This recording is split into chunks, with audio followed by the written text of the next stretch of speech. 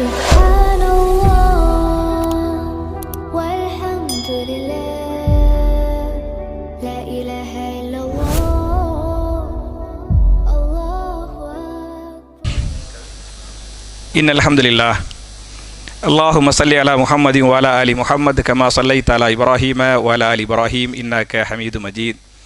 اللهم بارك على محمد وعلى آل محمد كما باركت على إبراهيم وعلى آل إبراهيم إنك حميد مجيد. أعوذ بالله من الشيطان الرجيم. بسم الله الرحمن الرحيم. يا أيها الذين آمنوا كتب عليكم الصيام كما كتب على الذين من قبلكم لعلكم تتقون. قال رسول الله صلى الله عليه وسلم سجد وجهي للذي خلقه وشق سمعه وبصره بحوله وقوته رواه الترمذي. கண்ணியத்திற்குரிய சகோதர சகோதரிகளே, புனிதமான ரமலான் மாதத்தில் தராவிஹ் தொழுகையை முடித்துவிட்டு மார்க்கத்தின் சில செய்திகளை கேட்டு அதன் பிரகாரம் அமல் செய்வதற்காக நாம் எல்லாம் இங்கே ஒன்று கூறுகிறோம். இப்படிப்பட்ட நல்ல சந்தர்ப்பத்தில் இன்றைய தலைப்பு என்ன என்று சொன்னால், அல் குர்ஆன் கூறும் மனைவியரின் கடமைகள், அதாவது மனைவி கணவனுக்கு செய்ய வேண்டிய கடமைகள். நம்ம நேற்று இந்த தலைப்புடைய முதல் பாகத்தை பார்த்தோம். இன்னைக்கு இன்ஷா அல்லாஹ் ரெண்டாவது பாகத்தை பார்க்கலாம். அதுக்கு முன்னால் உங்களுக்கு ஒரு அறிவுரை நான் சொல்லிடுறேன். சில பேர் பயானை கேட்டுட்டு வீட்டுக்கு போய் பாத்தியா எப்படி சரியா அப்படின்னு, அதாவது ஆம்புளைங்களுக்கு சொன்னல அதையெல்லாம் அவங்க பெருசாக சொல்லலை, பெண்களுக்கு சொன்ன பற்றியெல்லாம் அதை பெருசாக வச்சு அந்த மாதிரி பேசியிருக்கிறாங்க அப்படிங்கிற செய்தி எனக்கு வந்துச்சு.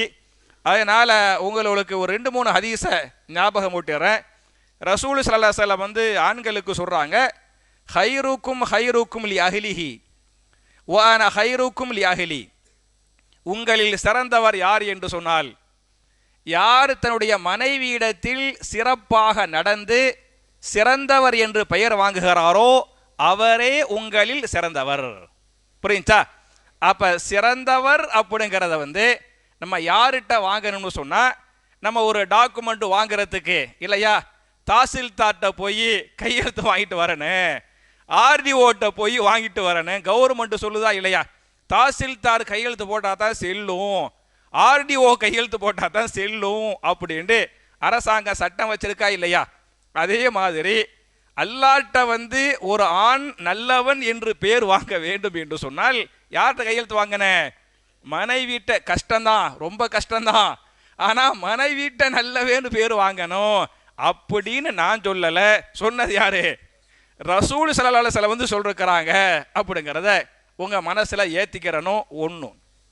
ரெண்டாவது, ரசூல் ஸல்லல்லாஹு அலைஹி வஸல்லம் இன்னொரு விஷயத்தையும் சொன்னாங்க. ஒரு முஃமின், உண்மையான ஒரு முஃமின் மனைவியை வெறுக்க மாட்டான்.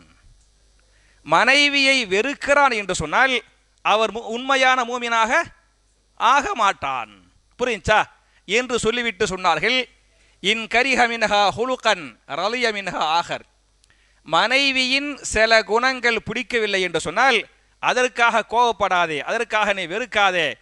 வேற பிடிச்ச குணம் இருக்குமா இல்லையா, அதை வச்சு என்ன பண்ணு, திருப்திப்படுத்தி கொள். சரியா? ஒரு 10 குணத்தில் ஒரு 7-8 குணம் நல்ல குணமாக நமக்கு பிடிச்ச குணம் இருக்கு, ஒரு 2-3 குணம் பிடிக்காததா இருக்கும். சரியா? அந்த பிடிக்காத 2-3 குணத்தை நீங்க பெருசாக்காம பிடிச்ச 7-8 இருக்கு பத்தியாலா, அதை நீங்க பெருசா வச்சுக்கிறங்க அப்படிங்கிறது நான் சொல்லக்கூடிய 2வது அறிவுரை. ஏன் இதை சொல்றேன்னு சொன்னா, நம்மள்ட்டையும் சில அவங்களுக்கு பிடிக்காத குணங்கள் இருக்கும், நம்மள்ட்டையும் கெட்ட குணம் இருக்கு, நம்மள்ட்டையும் மார்க்கத்திற்கு புறம்பான குணம் நம்மள்ட்ட ஆண்கள்ட்ட இருக்காதா? கண்டிப்பா இருக்கேன். இப்போ உங்கள்கிட்ட இந்த குணம் இருக்குது அப்படியே நம்ம சொல்லும் போது என்னட்டையே சொல்லிருக்கிறாங்க, ஹுலுக்கல் இன்சானு லைஃபா, அல்லாஹ் சொல்லலையா? ஒரு ஆயத்தை காட்டி எங்க உங்கள்கிட்ட இந்த தப்பான இந்த கெட்ட குணம் இருக்கதாங்க செய்யுது அப்படின்னா, ஹுலுக்கல் இன்சானு லைஃபான்னு அல்லாஹ் சொல்லலையா? அல்லாஹ் இன்சானை பலவீனமாக படைத்திருக்கிறான் அப்படின்னு சொல்லலையா? இது என்னுடைய பலவீனம். புரிஞ்சா? அவ உங்களை மட்டும் பலவீனமா படைச்சிக்கிறான்னு நீங்க சொல்றீல, அப்போ உங்க மனைவி பலவீனம் இல்லையா? உங்களை விட பலவீனம். புரியுதா? ஆம்புலையை விட பெண்ணு என்ன? நீங்கள் பலவீனம் என்று சொன்னால் பெண்கள் மிகவும் பலவீனம் என்பதை புரிந்து கொள்ள வேண்டும். அப்ப அது வந்து இந்த ஹதீஸை நீங்க ரெண்டாவது புரிஞ்சுக்கிறங்க. அதே மாதிரி சில பேர்கிட்ட வந்து காசு பணம் இருக்குது, பெண்களுடைய புகார் காசு பணம் இருக்குது, ஆனா அடிப்படை தேவைக்கே தரமாட்டுக்கிறாங்க, ரொம்ப கஞ்சனாக கையை மூடி வச்சுக்கிட்டு ரொம்ப கஞ்சனாக இருக்கிறாங்க அப்படின்னு பரவலாக எனக்கு வந்து புகார் வருது. அவங்களுக்கு நான் ஒரு ஹதீஸை நான் சொல்லிடுறேன். இமா புகாரி தங்களுடைய சஹீஹுல் புகாரில 55வது ஹதீஸாக, ஹதீஸ் நம்பர் என்ன, 55வது ஹதீஸாக இந்த ஹதீஸ் புகாரியில் பதிவு செய்யப்பட்டிருக்கிறது. இதா அன்ஃபக ரஜுலு அலா அஹ்லிஹி, ஒரு மனிதர் தன்னுடைய மனைவி மக்களுக்கு செலவு செய்கிறார். ஒரு கணவர் என்ன செய்கிறார், தன்னுடைய மனைவி மக்களுக்காக செலவு செய்கிறார். யஹ்தசிபுஹா, அவர் நினைக்கிறார் இதில் நன்மை இருக்கிறது, மனைவிக்காக செலவு செய்கிறார்ல, பிள்ளைங்களுக்காக செலவு செய்கிறார்ல, இதுல வந்து அல்லாஹ் நன்மையை தருமா என்ற எண்ணத்தில் மனைவி மக்களுக்காக செலவு செய்கிறாரே, ஃபஹுவ லஹு சதகா, அது கூட அவருக்கு சதக்காவாக அமைகிறது, நன்மையாக அமைகிறது. அப்ப மனைவி மக்களுக்கு கொடுக்கிறார்ல, அது கூட இது நன்மை, இது கடமை என்ற உணர்வோடு செலவு செஞ்சால் அது சதக்காவுக்குரிய கூலி போகும் அப்படின்னு இருக்குது. அதனால ஒரேடியா நீங்க இறுக்கி பிடிச்சினா ஒரு நாளைக்கு மூத்தாத்தான் போக போறோம், அவங்களுக்கு தான் சொத்து பத்து போக போகுது, இருக்கிற அந்த ஹயாத்துல நல்லா சந்தோஷமா நீங்களும் அனுபவிங்க, அவங்களும் என்ன செய்யுங்க, அனுபவிக்க வைங்க அப்படிங்கிறது நான் சொல்லக்கூடிய இன்னொரு செய்தி. அப்புறம் இந்த கணவன் மனைவிக்கு செய்ய வேண்டிய கடமை, மனைவி கணவனுக்கு செய்ய வேண்டிய கடமை, இப்படிங்கிற இந்த தலைப்பையெல்லாம் நான் ஏன் எடுத்தேன் அப்படின்னு சொன்னா, நீங்க வீட்டில் போய் பெண்களை டார்ச்சர் பண்றதுக்காக நான் எடுக்கல, புரிஞ்சா? எடுத்த நோக்கம் என்ன அப்படின்னு சொன்னா, நம்மள்கிட்ட உள்ள அந்த தவறுகளை திருத்தி கொள்ள வேண்டும், புரிஞ்சா? ஒரு சகோதரோட நேற்று சொன்னாரு, அதாவது மனைவிக்கு வந்து ஹெல்ப் பண்ணணும், மனைவிக்கு வந்து உதவி செய்யணும் அப்படிங்கும் போது அவர் சொன்னதெல்லாம் நான் செய்ய மாட்டேன், புரிஞ்சா? நான் சொன்னதையெல்லாம் செய்ய மாட்டாரா, புரிஞ்சா? நான் என்ன சொல்றேன்னு சொன்னா, நான் சொன்னதை நீங்க செய்ய வேண்டாம், நான் சொன்னதை நீங்க செய்ய வேண்டாம், யாரு சொன்னதை செய்யுங்க. ரசூல் ஸல்லல்லாஹு அலைஹி வஸல்லம் சொன்னாங்கல்ல, எந்த ரசூலை லா இலாஹ இல்லல்லாஹுக்கு பிறகு முஹம்மதுன் ரசூலுல்லாஹ் என்று சொல்லிருக்கிறார்களோ அந்த ரசூல் ஸல்லல்லாஹு அலைஹி வஸல்லம் சொன்னாங்கல்ல, அதை நீங்க செய்யுங்க, புரிஞ்சா?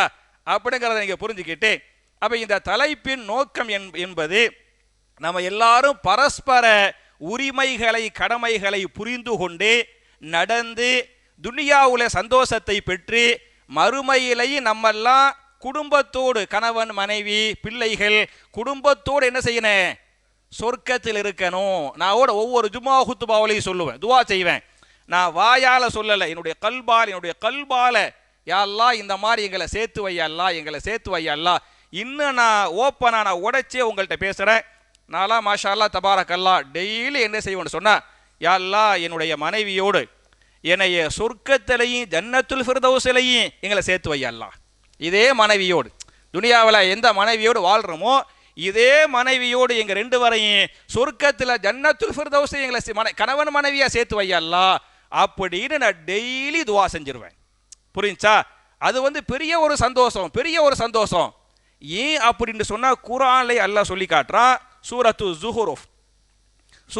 ஜுஹுருஃப் என்று சொல்லக்கூடிய 43வது அத்தியாயத்தின் 70வது ஆயத்தில் 70 சரியா, அல்லாஹ் வந்து மறுமையில் சொல்லுவானா, உதுகுலுல் ஜன்னத அன்தும் வ அஸ்வாஜுக்கும் துஹபரூன். உதுகுலுல் ஜன்னா, நீங்கள் சொர்க்கத்தில் நுழையுங்கள், நீங்கள் மாத்திரமல்ல, அன்தும் நீங்களும், அப்புறம் யாரு, வ அஸ்வாஜுக்கும் உங்களுடைய மனைவியரும், நீங்களும் உங்களுடைய மனைவியரும் சந்தோஷமாக நிம்மதியாக நீங்கள் சொர்க்கத்தில் நுழைந்து கொள்ளுங்கள் என்று மறுமையில் அல்லாஹ் சொல்லுவான் அப்படின்னு குர்ஆன் பேசுகிறது. நமக்கெல்லாம் அந்த பாக்கியத்தை மறுமையில் அல்லாஹ் என்ன செய்யணும், தரணும். அப்படிங்கிறதுக்காகத்தான் இந்த தலைப்பை எடுத்துக்கிறனே தவிர இந்த தலைப்பை மிஸ்யூஸ் பண்ண நான் எடுக்கல அப்படிங்கிறத நீங்க கவனமா கேட்டுக்கிறணும். அப்புறம் செய்திக்கு வர்றேன், சரியா? நேற்று வந்து 3 செய்தி சொன்னேன். மனைவி கணவனுக்கு செய்ய வேண்டிய கடமைகள்ல 3 சொன்ன பத்தியலா. ஃபர்ஸ்ட் என்ன, மனைவியை விட கணவர் ஒரு தரஜாவில் கூடுதல் 1. 2வது சொன்ன, மனைவி கணவனுக்கு கட்டுப்பட வேண்டும் அப்படின்ற 2வது. 3வது சொன்ன, இல்லற விஷயத்தில் என்ன செய்யணும்? முழு அளவுக்கு கட்டுப்பட்டு கணவனை திருப்திப்படுத்த. கொஞ்சம் ஏசியை போட்டு கொடுக்கல, சூடா தெரியுது. சரியா? இல்லற விஷயத்தில் நீங்கள் கணவனை திருப்திப்படுத்தணும் அப்படிங்கிற இந்த 3 செய்திகளை நான் நேற்று சொல்லிருக்கிறேன். நாலாவது செய்தி என்ன அப்படின்னு சொன்னால், கணவன் வெளியே செல்லும் போதும் உள்ளே வீட்டுக்குள் வரும்போதும் என்ன செய்யணும்? வெளியே செல்லும் போது கணவனை அனுப்பி வைக்க வேண்டும்.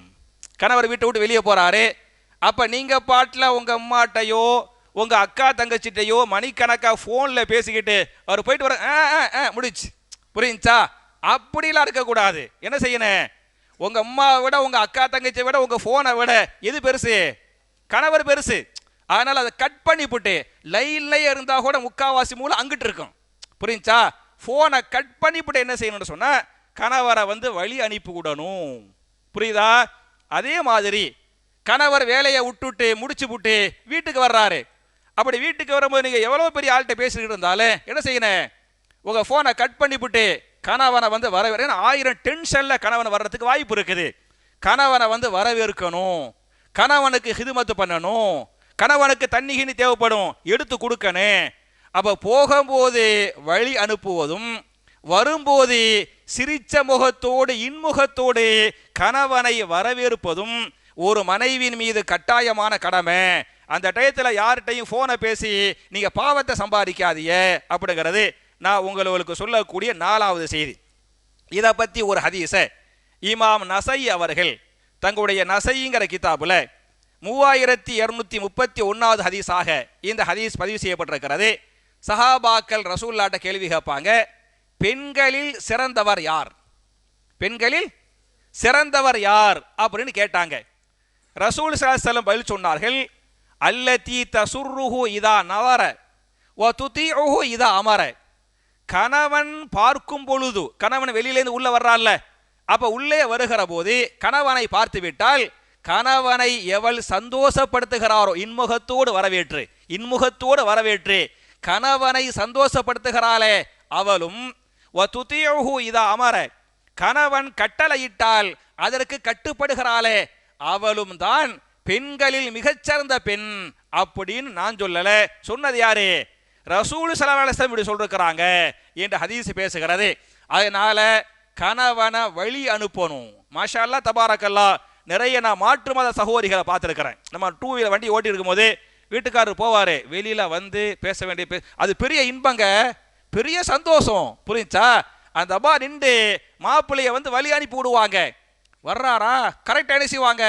அந்த இன்முகத்தோடு கணவனை வரவேற்று கணவனுக்கு செய்யக்கூடிய ஹிதுமத்தை மாற்று மத சகோதரர்கள் பண்ணக்கூடிய நான் பார்த்துருக்கிறேன். நான் நினைச்சுக்கிறேன் நம்ம மார்க்கம் சொல்லுது, புரியுச்சா? அதனால என் அருமை தாய்மார்களே, என் அருமை சகோதரிகளே, உங்களுக்கு 1000 வேலை இருந்தாலும் நீங்க போனை பேசுவதா இருந்தாலும் அதெல்லாம் அப்புறம்தான். கணவனை வழி அனுப்புவதும் கணவனை வரவேற்பதும் உங்க மேல என்ன கட்டாய கடமை என்பதை நீங்கள் புரிந்து கொள்ள வேண்டும். இது மனைவி செய்ய வேண்டிய 4வது கடமை. சரியா? மனைவி செய்ய வேண்டிய 4வது கடமை. 5வது கடமை என்ன என்று சொன்னால், அதாவது பணிவிடை செய்ய வேண்டும். 5வது கடமை என்ன? மனைவி கணவனுக்கு பணிவிடை செய்ய வேண்டும். இது 5வது கடமை. இந்த பணிவிடையை பற்றி நிறைய ஹதீஸ் வரும். ஒரு ஹதீஸை இமாம் புகாரி அவர்கள் 3820வது ஹதீஸாக இந்த ஹதீஸை பதிவு பண்றாங்க. ரசூலுல்லாஹி ஸல்லல்லாஹு அலைஹி வஸல்லம் ஹிரா கோயில் இருந்தாங்கல்ல, அப்ப ஹிரா கோயில் இருக்கும் போது ஹதீஜா ரலியல்லாஹு அன்ஹா கையில சாப்பாடு சால்னாவை எல்லாம் தூக்கிக்கிட்டு வீட்டிலேருந்து நடந்து எங்க போறாங்க? ஹிரா குகைக்கு ஏறி போறாங்க. புரியுச்சா? நீங்களோ எத்தனை பேர் ஹிரா குகையில ஏறுனீங்கன்னு எனக்கு தெரியல. வாய்ப்பு கிடைச்சா போய் ஏறி பாருங்க, அப்பதான் அந்த கஷ்டம் என்னன்னு உங்களுக்கு தெரியும். நான் பல முறை ஏறி இருக்கிறேன். நான் முதல் முறை ஹிரா குகையில ஏறும்போது எனக்கு வயசு 30 வயசு. சரியா? இப்ப நான் கொஞ்சம் தான் கூடுதல், புரியுச்சா? முதல்ல நான் ஹிரா குகையில ஏறும்போது எனக்கு வயசு 30 வயசு. அதுலயும் பாத்தியாலாக்கு எப்படி போறோம்னு சொன்னா, காபாவிலேருந்து ஏசி கார்ல போறோம். ஏசி கார்ல போய் அந்த ஜபலு நூர், அந்த குகை இருக்கக்கூடிய ஜபல் மலை இருக்கு பாத்தியாலா, அந்த ஜபலு நூர்ல மேல ரோடு போட்டிருப்பாங்க. ஊட்டி கொடைக்கானல போட்டிருப்பாங்களா இல்லையா? அது மாதிரி போட்டிருப்பாங்க, கால்வாசிக்கு தூரத்துக்கு போட்டிருப்பாங்க. அப்படி எங்க ஏசி கார் அப்படி கார் போகுது, சரியா, மேலே ஏறுது. கால்வாசி ஏறிய பிறகு அதுக்கப்புறம் ரோடு கிடையாது, கார் ஏற முடியாது. காரை ஓரம் கட்டிவிட்டு கையில் ஒரு தண்ணி பாட்டில் வாங்கிக்கிட்டு ஏறக்குறைய ஒரு மணி நேரத்துக்கு மேலே, 1 மணி நேரம் 1.5 மணி நேரம் ஏறி இருப்போம். ஏறும்போது பார்த்தாலாக்கு மூச்சு வாங்குவோம். மேலே ஏற மத்தியெல்லாம் மூச்சு வாங்க 2-3 இடத்துல உட்கார்ந்து ஏறுவோம். அதில் இடையில இந்த பங்களாதேஷை சேர்ந்த சகோதரர்கள், அது மாதிரி கேரளாவை சார்ந்த சகோதரர்கள்லாம் லெமன் ஜூஸ் விற்பாங்க. லெமன் ஜூஸை குடிச்சிட்டு என்ன செய்கிறோம், ஏறி ஒரு மணி நேரம் 1.5 மணி நேரம் ஏறி ஹிரா கோயில போய் ரசூல் ஸல்லல்லாஹு உட்கார்ந்தாங்கல்ல, அங்கே போய் உட்கார்ந்து வந்து ஒரு ஆசைக்காக, சரி ஒரு வரலாறை தெரிந்து கொள்ள வேண்டுமா இல்லையா, அந்த ஆசைக்காக அங்கே போய் உட்கார்ந்து வருவோமே அப்படின்ட்டு வந்தேன். அப்போ நான் நினைச்சேன், நான் ஒரு ஆம்பளை, சின்ன ஒல்லி உடம்பு, 30 வயசு, எனக்கே கஷ்டமா இருந்துச்சு. ஹதீஜா ரலியல்லாஹு அன்ஹா ஹிரா கோயில ஏறினாங்கல்ல, அப்போ அவங்களுக்கு வயசு எத்தனை வயசு? ஹதீஜா நாய்க்கு 40க்கு மேலனா எத்தனை வயசு? 55 வயசு. புரிஞ்சா? வரலாறுலாம் தெரியணும். ரசூல் ஸல்லல்லாஹு அலைஹி வஸல்லம் கல்யாணம் முடிக்கும் போது அவங்களுக்கு 25 வயசு. ஹதீஜா நாய்க்கு எத்தனை வயசு? அப்போ ரசூலுல்லாஹ் விட 15 வயசு மூத்தவங்க. ரசூலுல்லாவுக்கு 40 வயசுன்னு சொன்னா ஹதீஜா நாய்க்கு 55 வயசு. அப்போ 55 வயசுல அவ்வளவு தூரம் நடந்தே மேலே ஏறுறாங்க. அப்படி ஏறுறதுக்கு முன்னாலேயே ஜிப்ரீல் அலைஹிஸ்ஸலாம் அவர்கள் நேராக ஹிரா குகைக்கு ரசூலுல்லாஹ்ட்ட சொல்றாங்க, ஃபைதா ஹி அதத்துக்க ஃபக்ர அலைஹஸ் ஸலாம் மின் ரப்பிஹா வ மின்னி. அல்லாஹ்வுடைய ரசூலே, உங்களுடைய மனைவி ஹதீஜா ரலியல்லாஹு அன்ஹா கையில சாப்பாட்டோடு தண்ணியோடு வந்து கொண்டிருக்கிறார்கள். அவர்கள் உங்களிடத்திலே வந்தால் நீங்கள் சொல்லுங்கள், ஃபக்ர அலைஹஸ் ஸலாம், அவருக்கு ஹதீஜாவுக்கு என்ன செய்யுங்கள், சலாம் சொல்லுங்கள், ஹதீஜாவிற்கு சலாம் சொல்லுங்கள். ஹதீஜாவிற்கு யாருடைய சலாத்தை சொல்லுங்கள் என்று சொன்னால், மின் ரப்பிஹா, யாருடைய ரப்பை, யாருடைய சலாத்தை, அல்லாஹ்வுடைய சலாத்தை. அல்லாஹு ரப்புல் ஆலமீன், அல்லாஹு ரப்புல் ஆலமீன். யாருக்கு சலாம் சொல்றான்? ஹதீஜா ரலியல்லாஹு அன்ஹாவுக்கு அல்லாஹு ரப்புல் ஆலமீன் சலாம் சொன்னான். வ மின்னி, நானும் சலாம் சொல்றேன். அல்லாஹ்வுடைய சலாத்தையும் என்னுடைய சலாத்தையும் ஹதீஜாவுக்கு ஏற்றி வைத்து விடுங்கள் என்று சொல்லிவிட்டு, ஃபபஷ்ஷிர்ஹா பிபைத்தின் ஃபில் ஜன்னா, அவருக்கு சொர்க்கத்தில் ஒரு மாளிகை இருக்கிறது என்கிற நற்செய்தியையும் சொல்லுங்கள். அது முத்து மாளிகையாக இருக்கிறது. அந்த மாளிகையில் கூச்சலோ குழப்பங்களோ இல்லாமல் மிகுந்த அமைதியான மாளிகை இருக்கிறது என்கிற நற்செய்தியையும் சொல்லுங்கள் என்று ஜிப்ரீல் அலைஹிஸ்ஸலாம் அவர்கள் ரசூலுல்லாஹ்விட்ட சொன்னாங்க என்று ஹதீஸ் பேசுகிறது. அப்போ அல்லாஹு ரப்புல் ஆலமீன் ஹதீஜா நாயிக்கு சலாம் சொன்னானா இல்லையா? சொர்க்கத்தில் மாளிகை இருக்கிறதா இல்லையா? அதற்கு என்ன காரணம் என்று சொன்னால், என்ன காரணம்? கணவனுக்கு செய்த பணிவிடை, கணவனுக்கு செய்த ஹிதுமத்து என்பதை புரிந்து கொள்ள வேண்டும். அப்ப 5வது கடமை என்ன? கணவனுக்கு செய்ய வேண்டிய பணிவிடை. புரிஞ்சா? இதை பத்தி இன்னொரு ஹதீஸ் இமாம் அபூ தாவூத் அவர்கள் 2459வது ஹதீஸாக இந்த ஹதீஸை பதிவு பண்றாங்க. ஒரு சஹாபி, அவர் பேர் சஃப்வான் பின் முஅத்தல் ரலியல்லாஹு அன்ஹு.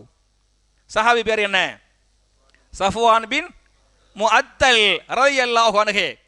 அவருடைய மனைவி ரசூலுல்லாஹ்ட்ட வருவாங்க, சொல்லுவாங்க, யா ரசூலல்லாஹ், என் கணவர் தொழுதால் என்னை அடிக்கிறார், தொழுதால் என் கணவர் என்னை அடிக்கிறார்.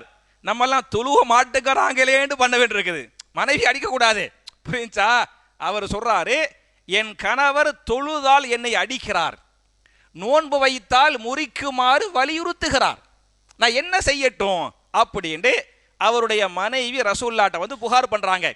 ரசூலுல்லாஹி ஸல்லல்லாஹு அலைஹி வஸல்லம் சம்பந்தப்பட்ட மாப்பிள்ள இருக்கிறார்ல சஃப்வான் பின் முஅத்தல் கூப்பிடுறாங்க, விசாரிக்கிறாங்க, ஏப்பா தொழுவதா அடிக்கிறா, நோன்பு வச்சா ஏப்பா முறிக்க சொன்னா அப்படின்னு கேட்டாங்க.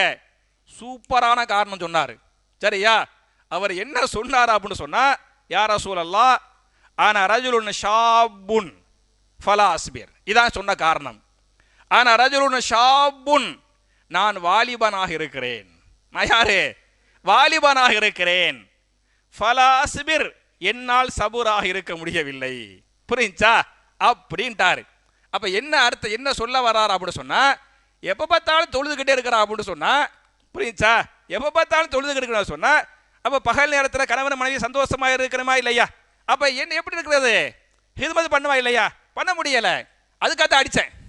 புரிஞ்சா? நோம்பை முறிக்க சொன்னால், நோம்பு முறிக்கனா ரமலா நோம்பு கிடையாது, தப்பாக எழுதக்கூடாது சரியா? சுன்னத் நஃபில் நோம்புகளை நோம்பை முறிக்க சொன்னாரா இல்லையா? ஏப்பா நோம்பை முறிக்க சொன்னா அப்படின்னு கேட்டாங்க. யார சொல்ல பகல் ஃபுல்லாக தொழுதுகிட்டு இருக்கிறா, ஒன்றும் பண்ண முடியலை. எப்போ பார்த்தாலும் பகல் ஃபுல்லாக நோம்பு, பகல் ஃபுல்லாக என்ன நோம்பு, இரவு ஃபுல்லாக என்ன தொழுகை. அப்போ எனக்கு ஹிதுமத்தும் பண்ணுறது இல்லை, என்னைய சந்தோஷப்படுத்துறதும் கிடையாது அப்படின்ட்டு அந்த சஹாபி ரசூல்லாட்ட காரணம் சொல்கிறாரு. ரசூல் ஸல்லல்லாஹு அலைஹி வஸல்லம் அழகா அவர் சொன்ன காரணத்தை ஏற்றுக்கொண்டு, புரிஞ்சா? ஆம்பளை சொன்னார்ல காரணம், அதை ஏற்றுக்கொண்டு புகார் பண்ணாங்கல்ல பெண்ணு, அவங்கள்ட்ட சொல்கிறாங்க, என் அருமை சகோதரியே, நீங்கள் தொழ வேண்டும் என்று சொன்னால் தொழுகையை சுருக்கி நீங்கள் தொழுவுங்க. பெரிய பெரிய சூறா ஓதி நீங்கள் தொழுவாம என்ன பண்ணுங்க, சுருக்கி சின்னஞ்சிறிய சூறாக்களை ஓதி தொழுது பிறகு உள்ள நேரத்தில் கணவனுக்கு நீங்கள் ஹிதுமத்து பண்ணுங்கள், கணவனை சந்தோஷப்படுத்துங்கள். நோன்பு வைக்க வேண்டும் என்று சொன்னால் ரமலானிய நோன்பு தவிர வேற நோன்புகளை வைக்க வேண்டும் என்று சொன்னால் கணவன் என்ன பண்ணுங்க, அனுமதி கேட்டுக் கொள்ளுங்கள் என்று நபிகள் நாயகம் ஸல்லல்லாஹு அலைஹி வஸல்லம் அந்த பெண்மணிக்கு வந்து உபதேசம் பண்ணாங்க என்கிற இந்த ஹதீஸை இமாம் அபூதாவுது பதிவு பண்ணிருக்கிறாங்க. அப்ப நான் இன்னைக்கு 3-4 செய்தி கொண்டு வந்தேன். நேரமின்மையின் காரணத்தால நான் 2ஓடு இன்ஷா அல்லாஹ் இன்னைக்கு முடிச்சுக்கிட்டு தொடருவோம். புரிஞ்சா? பாகம் 3 தேவைப்பட்டால் பாகம் 4க்கு இன்ஷா அல்லாஹ். ஏன்னா முக்கியமான தலைப்பா இல்லையா, நம்ம பார்த்துக்கிறலாம். அப்ப இதுவரை நான் வந்து என் அருமை தாய்மார்களே, என் அருமை சகோதரிகளே, மனைவி கணவனுக்கு செய்ய வேண்டிய 5 கடமைகளை நான் சொல்லியிருக்கிறேன். முதல்ல, மனைவியை விட கணவன் ஒரு தரஜா கூடுதலாக உள்ளவன் என்பதை நீங்கள் மனதார ஏற்றுக்கொள்ள வேண்டும். அப்படி அல்லாஹ் சொல்கிறான், சரியா? 1. 2வது என்ன, கணவனுக்கு கட்டுப்பட வேண்டும். 3வது என்ன, தாம்பத்தியத்தில் கணவனை முழு அளவுக்கு திருப்திப்படுத்த வேண்டும். 4வது என்ன, போகும்போதும் வரும்போதும், போகும்போது வழி அனுப்புதல், வரும்போது என்ன வரவேற்பது உங்கள் மீது கடமை. 5வது, கணவனுக்கு உங்களால் முடிந்த ஹிதுமத்துகள் பண்ணுவது உங்கள் மீது கடமை என்பது. இந்த 5 மட்டும் நிறைய சொன்ன மனசுல உட்காராது, கொஞ்சம் கொஞ்சமா சொல்லுவோமே, அதுக்காக தான் கொஞ்சம் கொஞ்சமா சொல்றேன்.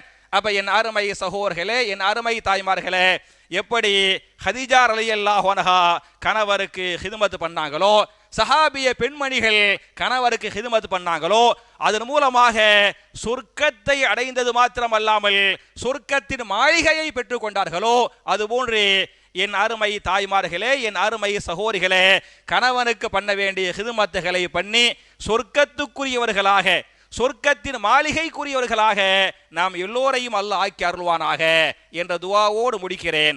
ரப்பனா ஆத்தினா ஃபித் துன்யா ஹஸனத்தன் வ ஃபில் ஆখিরাতি ஹஸனா வ கீனா அஸாபன்னார் வ ஆகிரு தஅவானா அனில் ஹம்துலில்லாஹி ரப்பில் ஆலமீன். அஸ்ஸலாமு அலைக்கும்.